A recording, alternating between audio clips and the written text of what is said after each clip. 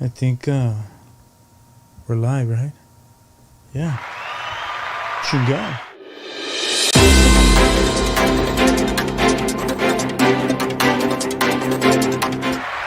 Welcome, everybody. Hashtag Nachin and Friends.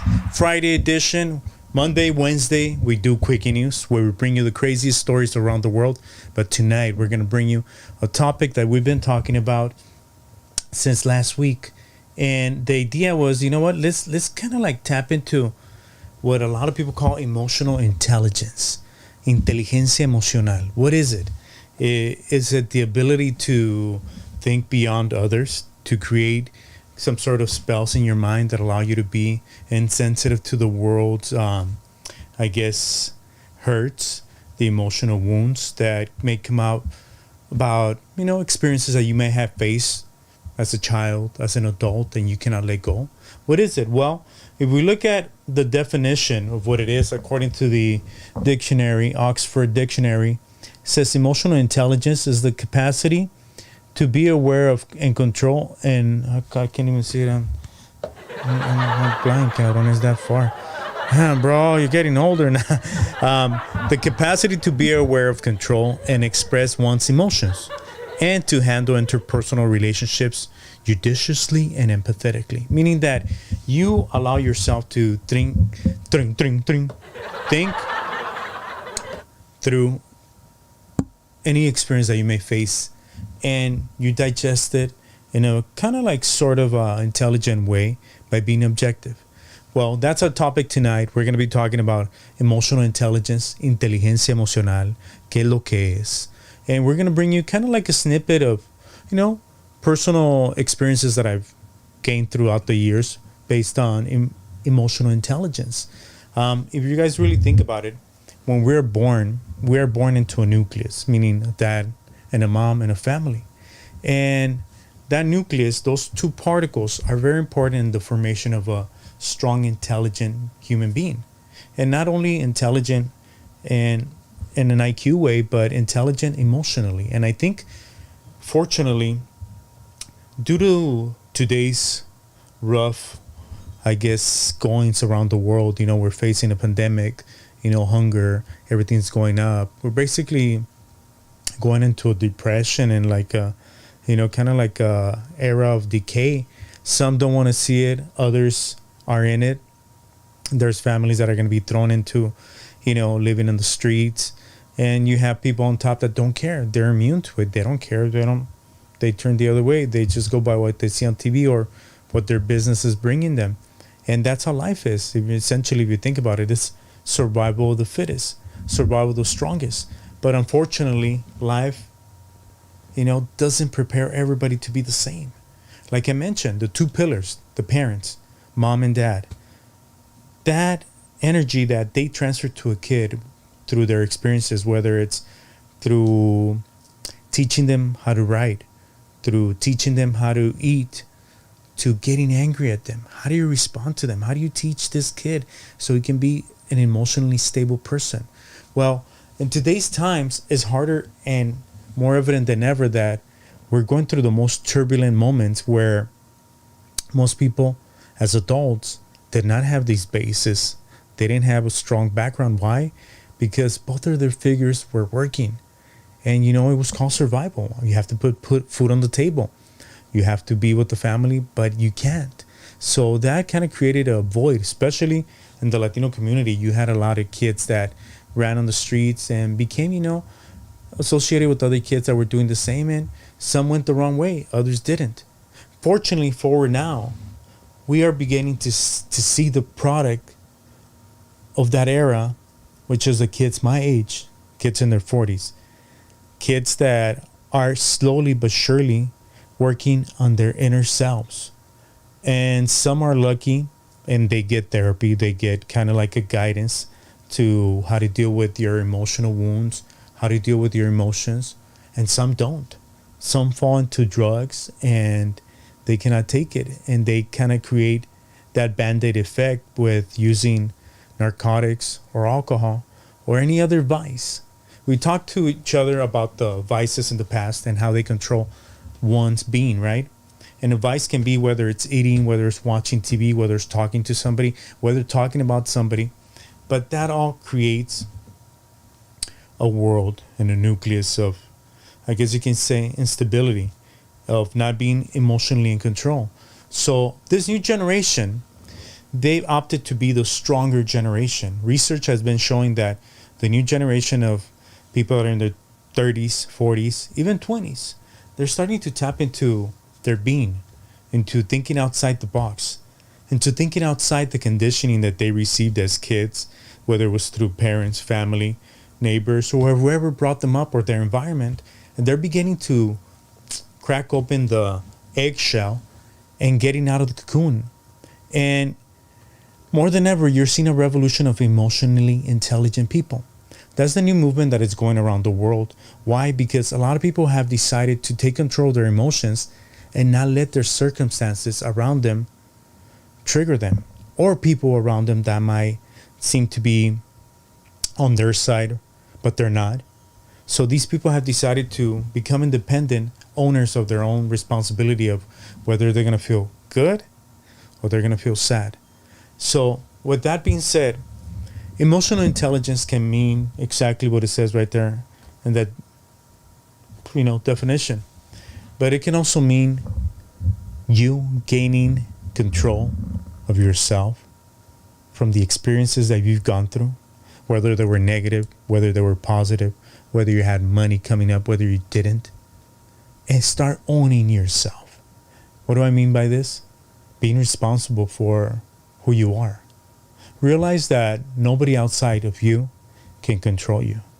Ultimately, you have the brain inside, and you are that being that can move and can actually project your energy.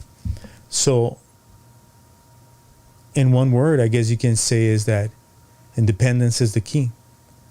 Independence of not blaming others for your failures. Taking control of your failures and seeing them as learning experiences. And learning how, as they say in India, I have a friend who practices yoga and meditation, Dr. Jack and Isa. They live in Costa Rica, and they taught me, a few theories and a few techniques to be a better individual and to be in peace. And one of the things that I learned is this. We're mainly driven by our senses. Taste, smell, sight, hearing, touch. Those are the ones that create our emotional responses.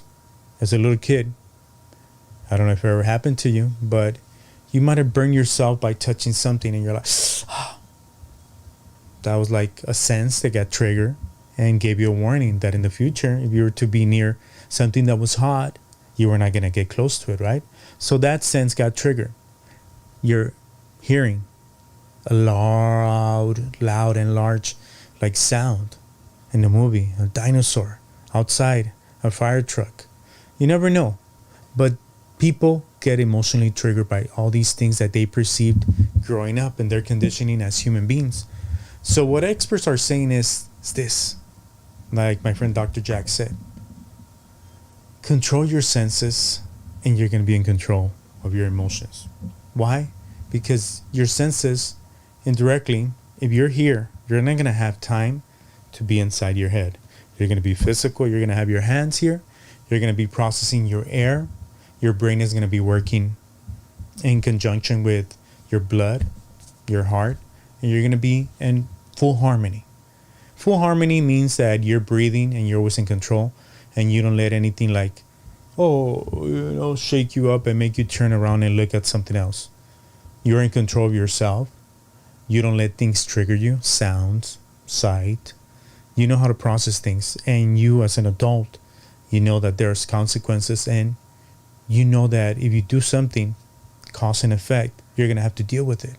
So as an emotionally intelligent individual, what you need to come across is within yourself is that you cannot be letting outside sources of you determine your happiness or your sadness. So you have to be in control and not let anything outside of you trigger you. So with that being said, I guess I wanted to do this episode shortly, but more like conversational piece that has really helped me along the way. And that is to Become an individual that is in a different frequency. And what I mean by that, an individual that it's able to differentiate between what it's worth his time and what is not. One piece of advice I can give you with this topic is to be emotionally intelligent. One thing that has worked out for me is that I learned to prioritize what is of a keen importance at the moment and what is not. And like that, you allow yourself to be free of guilt, of self-punishment, and you start to live in a better, harmonious way. So if you want to do something this week to be a different individual and feel different, try practicing self-help, meaning like help yourself identify the problems that you're going through and look at what is the root of the problem. What is the thing that is triggering you? What is the thing that is making you get mad, making you sad? And switch that. And realize that sometimes it's the fact that you're living in agony, meaning you're living in a past memory and a past experience. You're no longer there. Be sure of who you are today and do not be consumed and condoned by your past. The present is the only thing we have. Today they buried a friend of mine who passed away a couple of weeks ago. He was only 41. May he rest in peace, Jose El Villar. But the one thing that I learned from this experience is that, man, life is just too short to be wasting it being sour, being angry, letting others spread their venom on you. Don't be a sponge that takes things that people tell you to the heart. Be an emotional being that can experience emotions, but the good ones. Smile, laugh. If you want to cry, purge it out and don't come back to it. Don't get stuck in the mud of bad feelings. If you can, try, there's several videos here on YouTube, but if not, try, breathing techniques. Count to 10 as you're breathing. Let it out and control that being so you can be intelligent emotionally and nobody else can trigger you. I don't get tired of saying that, but the one thing that I can say to conclude this episode is that you have a choice. Be happy or not. I say the choice that best fits is being happy and being in a frequency where you affect others with that positive vibe, with good energy. Pass it on. Life is too short to waste it on negativity and toxic relationships, toxic scenarios. Walk away from everything that doesn't suit you. Be around people that make you feel good and that are there for you and that are there to push you. And push away those that are not. God bless you. Thank you for watching. Today I wanted to make a different episode. I usually have other people on the show, but I realized that I wanted to get a little bit more serious and talk to you about topics that are in my head, topics that might be in your head, and really kind of like conversate about this, things that I go through during the week. Next week, we'll see what I bring about. And one thing that I do promise you, I plan to bring you topics that are going to make you think and are going to make you enjoy a good conversation, some soda and some hot Cheetos. No, just kidding. No, hope you enjoy them. And you can join me next time. Monday, Quickie News. Wednesday, Quickie News. And Friday, we bring you the long topic, aka the elongated version. Thank you so much. God bless you. Don't forget to subscribe, hit like, comment, share, and like.